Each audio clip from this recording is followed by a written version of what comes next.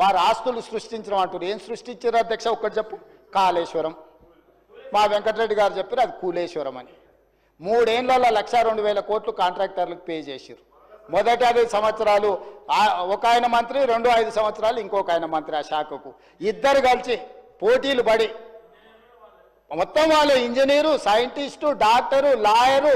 ఒకటి గోవింద సినిమా ఉంటుంది, వాళ్ళ ఇంటి నిండా ఫోటోలు ఉంటాయి. డాక్టర్గా, లాయర్గా, ఇంజనీర్గా, సైంటిస్ట్గా. నిజంగానే అమ్మాయి పెళ్లి చూపులకు వచ్చి అవన్నీ చూసి ఇవన్నీ చదువుకుంటాం పెళ్లి చేసుకుంటుంది. తర్వాత చూస్తామని గోనమాలు కూడా రావు, ఇడిచిపెట్టి పోతా ఉంటుంది. ఇంకా పెద్దలందరూ కూర్చొని పంచాయతీ తెస్తారు. అట్లా కాదురా నాయన, పెళ్ళి అయితే ఎట్లో గట్లా సంసారం చేయి, ఇట్లా కాదు కుదరదు, వాడికి ఫోటోలు దిగ పిచ్చి ఉన్నది, ఇవన్నీ పిచ్చి పనులు చేస్తుంటాడు, కాకపోతే మనిషి మంచోడే అని. ఇవాళ డాక్టర్లు, లాయర్లు, ఇంజనీర్లు 80,000 పుస్తకాలు అన్నీ మీరే చదివినామని చెప్పి కడితే అది కుప్ప కూలిపోయింది. దాంట్లో నీళ్లు నింపండి అంటుండు. నీళ్లు నింపితే కొట్టుకపోతుందని ఎన్డీఎస్ఏ చెప్తుంది. నీళ్లు నింపి కొట్టుకపోతే చూసినావా కాంగ్రెస్ వాళ్ళు, మేము కడితే కూలింది, ఇప్పుడు వీళ్ళు కొట్టుకపోయేటట్టు చేసిరని మమ్మల్ని బద్నాం చేయాలని కంకణం కట్టుకొని తిరుగుతారు. 5 మంది రిటైర్డ్ చీఫ్ ఇంజనీర్లతో వాళ్ళే కమిటీ వేసారు.